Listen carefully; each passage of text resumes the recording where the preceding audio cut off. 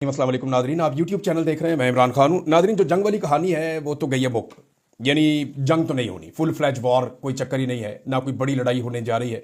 छोटा मोटा कोई टुक टक होगा और वो भी किसी खास एरिया में होगा।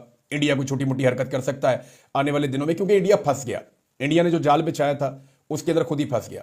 एक तो जो वाकया हुआ पहलगाम वाला, वो बड़ा नॉन प्रोफेशनल किस्म का वाकया था। जिस तरीके से वो प्लान किया गया, जिस तरीके से उसका इल्ज़ाम धरा गया, जिस तरीके से उसकी फौरी तौर पे एफआईआर हो गई, 10 सवालात तो मैंने अपने गुज़िश्ता वीलॉग में उठाए जिनका जवाब इंडिया नहीं दे पाया। तो इंडिया के लिए एक तो वाकया कोई इतना मेच्योर नहीं था, कोई इस तरीके से उसकी हैंडलिंग नहीं हुई जैसे होनी चाहिए थी। अगर पाकिस्तान जैसे बड़े मुल्क के ऊपर आपने एक न्यूक्लियर फ्लैश पॉइंट के ऊपर जाके आप इसको कोई एक चिंगारी भड़काना चाह रहे थे या आपको ये गेम डालना चाह रहे थे, तो ये तरीकाकार गलत था। इंडिया को इससे बेहतर करना चाहिए था, या जिन्होंने भी किया उनको इससे बेहतर करना चाहिए था। दूसरा, इंडिया इस मामले को उस लेवल तक ले गया जहां तक ले जाना नहीं चाहिए था। यानी इंडिया इसको उठा के वहां ले गया कि मरो या मार दो। वहां के लोगों ने यहां तक कह दिया कि आसिम मुनीर को हम ले जाएंगे, बांध के पाकिस्तान ले जाएंगे। वहां के लोगों ने यह भी कह दिया कि हम फलां को चपेड़े मारेंगे, इसको ये करेंगे, हम फलां जगह पे जाके बैठ देंगे, हम ये कर देंगे, हम वहां से मिसाइल गिरा देंगे। देखिए, एक्चुअली जो इंडिया ने इसमें अचीव किया है, उन्होंने एक चीज की है कि इस इंसिडेंट के बाद उन्होंने सिंध ताश मुआहिदा कैंसिल कर दिया। उन्होंने कहा जी उसमें हम नहीं मानते। अब उसने जो फर्दर करना है, ये तो छोटा मोटा अगर कोई ऑपरेशन वो करे, क्योंकि उसको करना पड़ेगा। उन्होंने इस मामले को इतना ऊपर ले गए थे कि उनकी आवाम का उन पर बहुत दबाव है। आवाम अब लगातार दबाव डाल रही है, मीडिया भी दबाव डाल रहा है कि जनाब हमें छेड़ा क्यों था आपने, अब हमें कुछ करके दिखाएं। यहां 26 लाशें पड़ी हुई हैं, आपने तो डायरेक्टली पाकिस्तान पर इल्जाम लगा दिया। आपने तो कह दिया कि बॉर्डर पार से हुई है दहशतगर्दी, तो अब हमें दहशतगर्दों से इंतकाम चाहिए। अब जनाब इंडिया के अंदर आवाम के जज्बात भड़का के इंडियन हुकूमत खुद फंस गई है। बड़ी लड़ाई कर नहीं सकते, उनको आइडिया है कि दोनों ममालिक जो हैं वो एटमी पावर हैं, फिर दुनिया भी इसके बीच में आ जाएगी। और क्योंकि ये केस इतना मजबूत नहीं है तो इसके ऊपर बड़ी कोई जंग बनती भी नहीं है। लेकिन जो इंडिया ने किया, अभी मैंने आपको पहले बताया कि इंडिया एक अटैक कर सकता है, कहीं पे भी किसी एक एरिया को टारगेट करने की कोशिश कर सकता है, लेकिन उसके बाद पाकिस्तान की तरफ से जवाब भी जाएगा। दोनों तरफ जो है वो अपनी जीत और कामयाबी के शादियाने बजाए जाएंगे। पाकिस्तान कहेगा हम जीत गए, हमने मार दिया, हमने ये कर दिया। इंडिया कहेगा हम जीत गए, हमने मार दिया, हमने ये कर दिया। लेकिन पिछली मरतबा इंडिया को जेनवन मार पड़ गई थी। हुआ ये था कि उनके 2 तैयारे गिर गए, उनकी बदकिस्मती थी, और पाकिस्तान की एयरफोर्स ने लिहाज किया ही नहीं। इन्होंने भी गिरा दिया जब इनको मौका मिला, क्योंकि वो पाकिस्तान की टेरिटरी में आए हुए थे। एक उधर गिर गया, एक इधर गिर गया।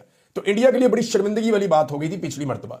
अब वो शर्मिंदगी साथ जमा थी, ये इंडिया ने फिर अवाम के जज्बात को उठा के आसमान के साथ लगा दिया, एक जंगी जुनून पैदा कर दिया। अब अगर वो लड़ाई नहीं करता तो उनकी बहुत बेइज्जती होती है, लिहाजा उन्हें कुछ ना कुछ एक एक्शन छोटा मोटा लेना पड़ेगा। लेकिन जो बड़ा एक्शन है वो यही है कि वो फ्यूचर में पाकिस्तान के पानी को रोकने का इरादा रखते हैं। अगर वो पाकिस्तान के पानी को रोकते चले गए तो एक वक्त आएगा कि पाकिस्तान में वो जमीनों को बंजर करने के काबिल हो जाएंगे। अब जो पाकिस्तान के वजीर दिफा है, उन्होंने एक स्टेटमेंट दिया है, और मैं उम्मीद करता हूं कि पाकिस्तान ऐसा ही करेगा कि इंडिया जहां पे भी पाकिस्तान के पानी को रोकने के लिए स्ट्रक्चर बनाएगा, पाकिस्तान उस स्ट्रक्चर को तबाह कर देगा। और यही पाकिस्तान को करना चाहिए। यानी जब भी इंडिया कोई स्ट्रक्चर बनाए सिंध ताश मुआहिदे की खिलाफ वर्जी करते हुए, पाकिस्तान उस स्ट्रक्चर को तबाह कर दे। उसकी वजह यह है कि यह मुआहिदा तब तक खत्म नहीं हो सकता जब तक बाहमी रजामंदी ना हो दोनों फरीकैन की। तो पाकिस्तान की रजामंदी तो नहीं है इसको खत्म करने की। और इसी मुआहिदे के तहत तो इंडिया ने मशरकी दरिया जो हैं तीनों, उनके ऊपर रुकावटें डाल के तीनों दरिया हमारे खुश्क कर दिए थे, रावी भी, सतलुज भी, ब्यास भी। इंडिया ने उन्हें खुश्क कर दिया ना। कैसे किया? इसी मुआहिदे के तहत किया था। जब इस मुआहिदे के तहत उन्होंने 3 दरिया ले लिए, तो इस मुआहिदे के तहत बाकी 3 दरिया तो वो नहीं ले सकते, वो हमारे। अब इंडिया जब ये मुआहिदा तोड़ता है तो फिर हमें तो 6 दरिया वापस चाहिए। पाकिस्तान को भी यहां से शुरू होना चाहिए कि अगर आप इस मुआहिदे में नहीं मानते तो फिर दरियाए रावी पे, दरियाए सतलुज पे और दरियाए ब्यास पे आपने जितने भी डैम और बंद बनाए हम वो सारे गिरा देंगे। पाकिस्तान को फिर यह भी सोचना चाहिए कि अगर मुआहिदा ही नहीं है तो फिर तो 6 के 6 दरिया पाकिस्तान में आने चाहिए ना। हमने तो इस मुआहिदे के तहत 3 दरिया इंडिया को दिए थे, तो इंडिया फंस गया जो उसने किया। लेकिन अभी लतीफे जारी है। लतीफों में से एक लतीफा और आया। एक कठपुतली वजीर आजम है आजाद कश्मीर का, चौधरी अनवारुल हक, जो अपने ताल्लुकदारी और रिश्तेदारी की वजह से वहां पे वजीर आजम बन गया। और इसको पीपल्स पार्टी ने भी वोट दे दिया, इसको PMLN ने भी वोट दे दिया, इसको जनाब PTI के लोगों ने भी वोट दे दिया। ये एक्चुअली एस्टेब्लिशमेंट का नुमाइंदा था जिसने सबसे वोट ले लिए, और डंडे के जोर के ऊपर सबसे वोट लिया गया। पीपल्स पार्टी के लोग अपना उम्मीदवार खड़ा करना चाहते थे। इसने जाकर उन्हें कहा कि मुझे आराम से वोट दे दो, वरना फिर आसिफ अली जरदारी तुम्हें कहेगा। और उन लोगों ने इनकार कर दिया। फिर जरदारी साहब को जब पैगाम पहुंचा तो जरदारी साहब ने फौरी तौर पे जो आज़ाद कश्मीर के उनके लोग हैं कि अपना नुमाइंदा बिठाओ और आपने वोट देने हैं इसको। तो ये ऐसे वज़ीर आज़म बना था। अब इसका एक लतीफ़ा सुने। अज़ली दुश्मन का मुकाबला करने के लिए सबसे पहले मैं खुद को पेश करूंगा। तो जाओ भाई, बॉर्डर पे जाके लड़ो, उधर चले जाओ नकियाल सेक्टर में, वहां सामने इंडियन मौजूद हैं, शेलिंग भी हो रही है, गोलाबारी भी हो रही है, गोली भी चल रही है। तो सबसे पहले अगर अपने आप को पेश करना है तो पहुंचो मेरा भाई फटाफट।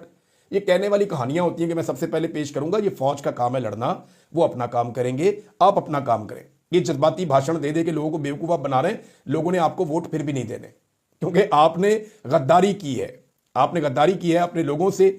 और जो मैंडेट वहां की आवाम ने दिया था पाकिस्तान तहरीक इंसाफ को, उस मैंडेट के साथ भी गद्दारी की है। बहरहाल आज़ाद कश्मीर में आप देखिएगा, जो कश्मीर एक्शन कमेटी है वो आने वाले इलेक्शन के अंदर किस किस्म का माहौल पैदा कर देगी पूरे आज़ाद कश्मीर में, आप सोच भी नहीं सकते। और ये आपको होता हुआ ग्राउंड पे नजर आएगा। एक और नाजरीन खबर है, और वो खबर है जनाब आर्मी चीफ साहब के हवाले से। आर्मी चीफ ने एक स्टेटमेंट दिया है, और स्टेटमेंट तो उनका लंबा चौड़ा है क्योंकि कोर कमांडर कॉन्फ्रेंस हुई है और उस कॉन्फ्रेंस के अंदर से डिफरेंट स्टेटमेंट्स बाहर आए हैं। मिसाल के तौर पे army chief general Asim Munir की ज़ेर सदारत जो कोर कमांडर कॉन्फ्रेंस हुई, उसमें पाकिस्तान की मुसल्लह अफवाज दिफाए वतन के लिए अपनी आवाम के साथ मुत्तहिद होकर खड़ी है और जंग मुसल्लत करने की किसी भी कोशिश का यकीनी और फैसला कुन जवाब दिया जाएगा। लेकिन जो इंटरेस्टिंग स्टेटमेंट है आर्मी चीफ का वो ये है, पाकिस्तान के अवाम की उमंगों का हर कीमत पर एहतराम किया जाएगा इंशाअल्लाह। इंशाअल्लाह का मतलब आइंदा से, अल्लाह ताला ने चाहा तो आइंदा से अवाम की उमंगों का हर कीमत पर एहतराम किया जाएगा। देखें, अवाम ने तो जो उनकी उमंगें थीं वो तो इमरान खान साहब के साथ थी और पाकिस्तान तहरीक इंसाफ के साथ थी, और 8 फरवरी 2024 को उन्होंने अपना मैंडेट दिया था। तो अगर अवाम की उमंगों का एहतराम किया जाता तो जिनके पास अवाम का मैंडेट था उनकी हुकूमत होती पाकिस्तान में। तो अवामी उमंगों का एहतराम ना करके इदारे को और अवाम को दूर किया गया है। मेरे ख्याल में ये वक्त आ गया है कि फ़ौज होश के नाखून ले, जो मिलिट्री की आदत है, और वो ये फैसला करे कि वो सियासत के धंधे में नहीं पड़ेगी और अवाम के फैसलों के मुताबिक मुल्क को चलने दे। जमहूरी अंदाज में ये मुल्क चलेगा तो मुझे पूरा यकीन है 10-20 साल में ये मुल्क बहुत आगे निकल जाएगा, अगर दोबारा से कोई मिस एडवेंचर ना किया गया तो, या किसी को अगर अपनी एक्सटेंशन का ख्याल ना आया तो, या किसी को अपने ज़ाती मफादात के लिए मुल्क के फैसलों से खेलने का ख्याल ना आया तो पाकिस्तान आगे निकल जाएगा। फिलहाल मुझे ऐसी चीज़ें नज़र नहीं आ रही, लेकिन ये एक स्टेटमेंट बड़ा हौसला अफजा है जो आर्मी चीफ ने दिया है। तो स्टेटमेंट की हद तक तो है बात, अमली तौर पे वो ये कर पाते हैं या नहीं ये मैं कुछ कह नहीं सकता, लेकिन उन्होंने कहा कि अवामी उमंगों का हर कीमत पर एहतराम किया जाएगा। तो अवाम जो है वो तो बड़ी खुश हो जाएगी ये स्टेटमेंट सुनने के बाद, लेकिन जब ये अमली तौर पे होगा तो हम अनाउंस भी करेंगे, पाकिस्तानियों को मुबारकबाद भी देंगे और बताएंगे भी। नाजरीन, बांग्लादेश से एक खबर आई है, ये बड़ी इंटरेस्टिंग है, ये मेरे पास है यहाँ पे खबर। ये भारत पाकिस्तान पर हमला करे तो बांग्लादेश भारत की 7 शुमाल मशरकी रियासतों पर हमला करके कब्जा कर ले। भारत जो है ना, वहां पे एक चिकन स्नैक है। अगर आप भारत का नक्शा गौर से देखें तो आपको वहां एक चिकन स्नैक नजर आती है। एक ऐसी जगह है जहां पे भारत का वजूद बहुत पतला हो जाता है, ऊपर एक मुल्क है, नीचे बांग्लादेश है। तो इस जगह से वो ये कहते हैं कि 7 रियासतों पे कब्जा कर लें। ये इतना आसान नहीं है। ये major general retired Fazlur Rahman साहब बांग्लादेश के हैं, उन्होंने ये बात की है। लेकिन ऐसा हो नहीं सकता मेरे ख्याल में। वहाँ पे भारत की बड़ी तगड़ी आवाम भी रहती है और बड़ी तगड़ी फौज भी वहाँ पे भारत की मौजूद है, और बांग्लादेश खुद इस वक्त जिन मसाइल का शिकार है, ऐसी सूरत हाल में उन 7 रियासतों पे कब्जा करना मुझे नहीं लगता कोई आसान होगा। ये एक स्टेटमेंट तो हो सकती है बांग्लादेश की। बांग्लादेश को भी इस वक्त कोई जंग सूट नहीं करती और बांग्लादेश कोई एटमी मुल्क नहीं है। भारत एटमी ताकत भी है और वो ताकतवर मुल्क है। तो हकीकत तो यह है कि ये नहीं हो सकता, लेकिन एक धमकी बहरहाल भारत को लगी है। और ये क्या ही अच्छी बात हो कि अगर भारत पाकिस्तान के साथ कोई एडवेंचर करे तो वहां से बांग्लादेश भारत के ऊपर दबाव डाले, तो भारत को दोनों तरफ से जब दबाव पड़ेगा तो उसके लिए मुश्किलात बढ़ेंगी और वाकई बढ़ जाएंगी। नाज़रीन, नदीम अंजुम साहब के हवाले से एक खबर दी है, और ये खबर दी है मोहसिन नकवी साहब ने। और देखिए, नदीम अंजुम साहब भी एक्सटेंशन चाह रहे थे उस दौर में। मुझे कुछ लोगों ने बताया था, जब उनकी रिटायरमेंट करीब आ रही थी, तो मुझे कुछ लोगों ने बताया था कि वो चाहते थे कि उनको एक्सटेंशन मिल जाए। उनकी घर में एक शादी थी, उसके लिए उन्होंने अपनी रिटायरमेंट का टाइम भी थोड़ा सा आगे किया था और एक स्पेशल रिक्वेस्ट की थी गालिबन, जहाँ तक मुझे याद है। तो वो ये चाह रहे थे कि उनको एक्सटेंशन मिल जाए, और उनकी एक्सटेंशन के लिए कोई कोशिश भी हुई थी, लेकिन उन्हें एक्सटेंशन नहीं मिली। अब नजम सेठी साहब कहते हैं कि नदीम अंजुम रिटायरमेंट के बाद शहबाज शरीफ के सिक्योरिटी एडवाइजर बनना चाहते थे कि नेशनल सिक्योरिटी एडवाइजर का ओहदा नदीम अंजुम साहब को मिल जाए, लेकिन उनकी सिफारिश सुनी नहीं गई।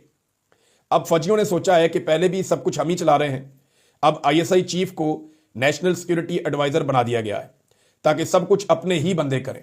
ये जनाब नजम सेठी साहब ने कहा, एग्जैक्टली यही है। अब बाकायदा ISI के जो चीफ हैं वो पाकिस्तान की काबीना का हिस्सा है, पाकिस्तान की हुकूमत का भी हिस्सा है, और कैबिनेट के जो फैसले हैं वज़ीर आज़म की, उसके अंदर जो आईएसआई के चीफ हैं उनका उसके अंदर हिस्सा हुआ करेगा। अब देखना यह है कि वो रिटायरमेंट के बाद भी इस ओहदे पे कायम रहते हैं या नहीं रहते, या आने वाले जो डीजी आईएसआई होंगे उनको नेशनल सिक्योरिटी एडवाइजर लगाया जाएगा या इन्हीं को कंटिन्यू करवाया जाएगा। इस सवाल का जवाब हमें तब मिलेगा जब ये रिटायर होंगे। नादरीन, जो विल्सन का जो बिल है, दो चीज़ें अमेरिका में इस वक्त हो रही हैं एट अ टाइम। एक जो विल्सन का बिल है जो विल्सन खुद लेकर आया, जिसके अंदर आसिम मुनीर साहब पे पाबंदियां और बहुत सारी और चीज़ें उसके अंदर शामिल हैं। पाकिस्तान डेमोक्रेसी एक्ट उसे कहते हैं। दूसरा जो एक लेटर है जो अभी यहां से ब्रैगमैन गए वापस, जैक ब्रैगमैन, जिन्होंने आर्मी चीफ से मुलाकात भी की, ये वापस गए। इन्होंने एक लेटर लिखा डोनाल्ड ट्रंप को, जिसमें इन्होंने मोहसिन नकवी के खिलाफ भी लिखा है और साथ ही साथ इन्होंने इस लेटर के अंदर पाबंदियों का मुतालबा भी किया है। अब बहुत सारे पाकिस्तानी इस बिल को सपोर्ट कर रहे हैं, बहुत सारे ओवरसीज पाकिस्तानी इस लेटर को भी सपोर्ट कर रहे हैं। तो कुछ लोग कह रहे हैं कि इससे एक डिवाइड पैदा हो रही है, एक यूनिफाइड एफर्ट होनी चाहिए, सेम टाइम में दोनों चीजों को भी सपोर्ट किया जा सकता है। लेकिन हमें यह याद रखना पड़ेगा कि जितने फ्रंट हों सबके ऊपर कोशिश होनी चाहिए।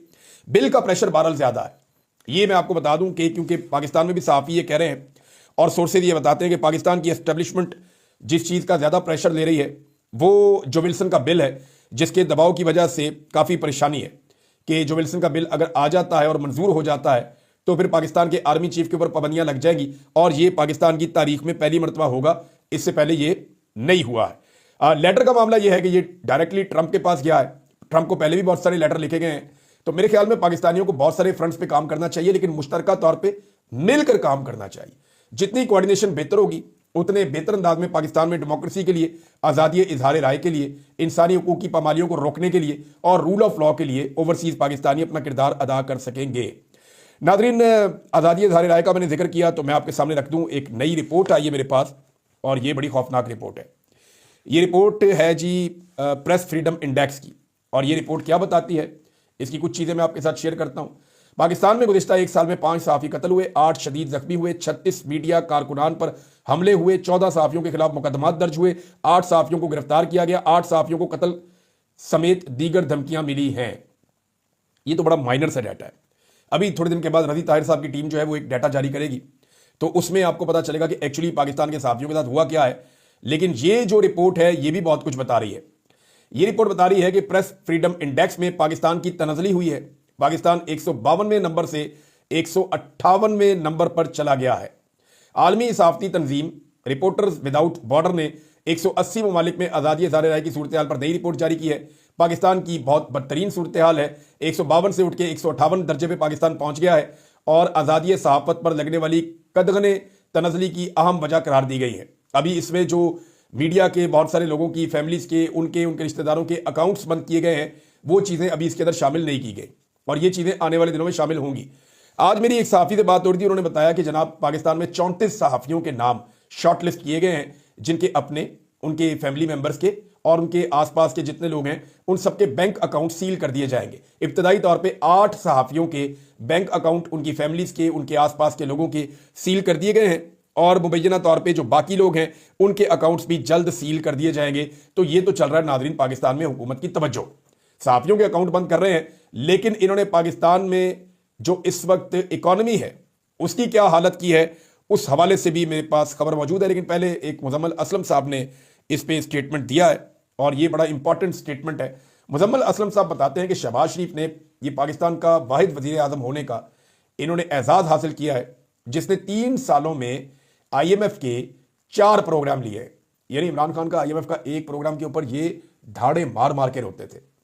इनका जो अर्दली मीडिया था वो छलांगे मारता था, नाच नाच के घुंघरू तोड़ देते थे, गला फाड़ किस्म की ट्रांसमिशनें वो करते थे, तत्ते तवे पे बैठ जाते थे वो सहाफ़ी और उछल उछल के बोलते थे कि इन्होंने IMF का इमरान खान साहब ने मुआहदा कर लिया। ये तो कहते थे हम खुदकुशी कर लेंगे, हम जाएंगे ही नहीं। इन्होंने स्यापा डाला हुआ था पाकिस्तान में एक इमरान खान साहब जब डील कर रहे थे IMF के साथ। और अब शहबाज शरीफ पाकिस्तान की तारीख का वाहिद वज़ीर आज़म है। मुजम्मल असलम साहब ने ये इंफॉर्मेशन शेयर की कि जिसने 3 सालों में 4 IMF प्रोग्राम लिए। जब ये PDM की हुकूमत में आए तो पाकिस्तान का कर्जा, जब ये आए थे ना हुकूमत में, पाकिस्तान को उस वक्त कर्जा क्या था, 43,500 अरब रुपए था, 43,500 अरब रुपीज, बिलियन रुपीज, ये पाकिस्तान का कर्जा था। और अब ये कर्जा बढ़ के 72,000 अरब रुपए तक पहुंच चुका है। अब आप अंदाज़ा करें कि कितनी रफ्तार से पाकिस्तान बनने के बाद से लेकर इमरान खान साहब के दौरे हुकूमत के इख्तिताम तक लगभग 75 सालों में पाकिस्तान का कर्जा जो था वो 43,500 अरब रुपए था, और सिर्फ 3 सालों के अंदर इन्होंने उसके अंदर कितना इजाफा किया, ये उसको उठाकर 72,000 अरब तक ले गए। यानी जितना कर्जा इन्होंने लिया है, पाकिस्तान ने इतनी स्पीड में कभी कर्जा नहीं लिया। जो तबाही इन्होंने फेरी है मईशत की, वो कभी नहीं फेरी। और तजारती खसारा जो है वो बहुत ज़्यादा पाकिस्तान का बढ़ गया। माहाना बुनियादों के ऊपर तजारती खसारा बढ़ते बढ़ते 55.20% तक पहुंच गया है, एक्सप्रेस न्यूज़ की रिपोर्ट के मुताबिक। अब आप अंदाज़ा करें कि किस तरीके से पाकिस्तान में तजारती खसारा बढ़ रहा है। ये खसारा होता क्या? देखिए, आपकी जो इंपोर्ट आप करते हैं, दुनिया से चीज़ें मंगवाते हैं, और जो चीज़ें आप दुनिया को भेजते हैं, उनके बीच में जब गैप पैदा हो जाए तो ये तजारती खसारा होता है, और ये किसी भी मुल्क के लिए बहुत नुकसानदेह चीज़ है। अब हो ये रहा है कि हम जो एक्सपोर्ट्स कर रहे हैं दुनिया में, वो लगातार कम होती चली जा रही है। जो चीज़ें हम बाहर भेज रहे हैं उसमें जो अभी मजीद कमी हुई है 19.05% तनजली हुई है, और इससे 2 अरब 14 करोड़ 10 लाख डॉलर्स तक ये पहुंची हैं, जो बहुत कम हो गई है। अदादोशुमार के मुताबिक, ये सरकारी अदादोशुमार है, वफाकी इदारा शुमारियात, उनके सरकारी अदादोशुमार है। मैं अपने से कोई बात नहीं कर रहा, मैं यहां से पढ़ के आपको सरकारी जो अदादोशुमार है वहां से पढ़ के सुना रहा हूं। अदादोशुमार के मुताबिक जुलाई 2024 से अप्रैल 2025 के दौरान तजारती खसारा 8.81% बढ़कर 21 अरब 35 करोड़ डॉलर से तजावज़ कर गया है। अदादोशुमार के मुताबिक अप्रैल में सालाना बुनियाद पर तजारती खसारे में 35.79% का इजाफा हुआ है, और माहाना बुनियाद पर बरामदात में 19.5% कमी हुई है। अब आप अंदाजा करें कि इन्होंने पाकिस्तान की मईशत को कैसे गड़े में फेंका और कैसा तबाह किया है। नाज़रीन, एजाज चौधरी साहब की जमानत हो गई है, सुप्रीम कोर्ट ऑफ पाकिस्तान से उनकी जमानत हुई है। मियां अली अशफाक साहब से बात हुई तो वो, क्योंकि एजाज चौधरी साहब के वकील हैं, सुप्रीम कोर्ट से उनको बेल मिली है 9 मई वाले केस में। आप अंदाजा करें कि 2 साल गुजरने के बाद एक शख्स को जो बेगुनाह जेल के अंदर बंद है, 2 साल गुजरने के बाद उसको सुप्रीम कोर्ट ऑफ पाकिस्तान में पहुंच के बेल मिली है इस मामले में। इसका इंपैक्ट तो ये आना चाहिए कि शाह महमूद कुरैशी साहब, यास्मीन राशिद साहिबा, उमर चीमा, महमूद रशीद साहब और बाकी लोगों को भी बेल मिले, और उनके ऊपर भी ये मुकदमा खत्म हो, ताकि वो बाहर आए और नॉर्मल जिंदगी शुरू करें। इन्हें जेलों में भर के किसकी अना को तस्कीन मिल रही है, तबाही फेर दी है बेचारों के साथ। वहां जजेस भी परेशान हो गए, सर पकड़ के बैठ गए कि ये कितना जुल्म किया है इन्होंने एक बीमार आदमी को, और वो भी शेर का बच्चा डट के बैठा हुआ था। एजाज चौधरी हो गए या बाकी लोग हो गए, वो कहते हैं मसला ही कोई नहीं, हम और जेल काट लेंगे। अभी भी एजाज चौधरी के ऊपर बहुत सारे मुकदमे बनाए हुए हैं, और उनके बकौल या अली अशफाक के बकौल वो कह रहे हैं जी ये सबसे मुश्किल एक काम था, हमने ये कर लिया है, अब हम जल्दी से इनकी जमानतें करवाएंगे बाकी मुकदमात में जिनमें भी गिरफ्तारी डाली जाएगी, और हम एजाज चौधरी साहब को जो है वो जल्दी रिहा करवाएंगे। उनकी रिहाई के बाद बाकी लोगों की रिहाई के इम्कानात भी बढ़ जाएंगे। आसिफ अली जरदारी ने एक स्टेटमेंट दिया नाजरीन कि मीडिया को बेआवाज लोगों की आवाज़ बनना चाहिए। अंदाज़ा करें आप, ये जरदारी साहब कह रहे हैं कि बेआवाज लोगों की आवाज़ मीडिया को बनना चाहिए। इमरान खान की आवाज़ तो अब सुनाते ही नहीं।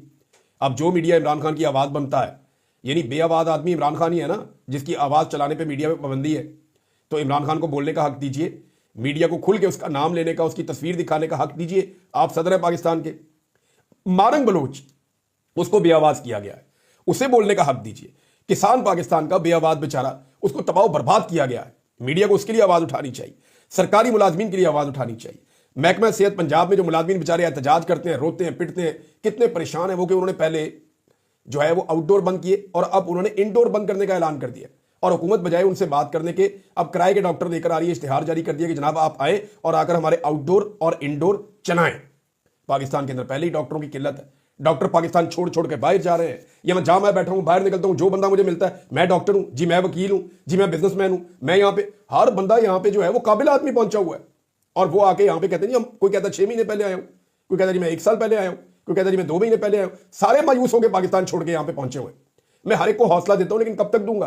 वो लोग कहते हैं जनाब हम मायूस हो गए पाकिस्तान के निजाम से, वहां पे इंसाफ मिल ही नहीं सकता, वो लोग ये बात कर रहे हैं। बहरहाल जरदारी साहब ने एक बात की है, इलेक्शन कमीशन के खिलाफ खैबर पख्तूनख्वा में पेशावर में पाकिस्तान तहरीक इंसाफ ने नाज़रीन एहतजाज किया।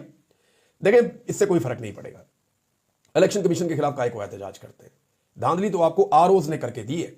ये इलेक्शन आरओज का इलेक्शन था, जो ब्यूरोक्रेसी आरओज बन गई थी और उन्होंने धांधली की है, वो तो सारे आज भी मौजें कर रहे हैं खैबर पख्तूनख्वा में, बेहतरीन जगहों पे लगे हुए हैं, बेहतरीन ड्यूटियां कर रहे हैं, अच्छी अच्छी पोस्टिंग्स को वो इंजॉय कर रहे हैं अली अमीन गंडापुर के अंडर में।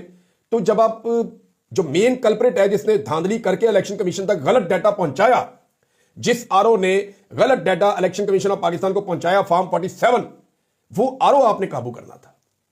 उस आरओ को आपने निशाने इबरत बनाना था। एक बंदे को काबू करके उससे एतराफ जुर्म नहीं करवा सके। हालांकि इनकी एक सूबे में हुकूमत है और एक बंदा जो खुद सामने आ गया था, पिंडी का कमिश्नर, वो बेचारा तब से गायब है, आज तक पता नहीं चलता। नाज़रीन, बाकी चीजें बाद में करते हैं, अब तक के लिए इतनी अपना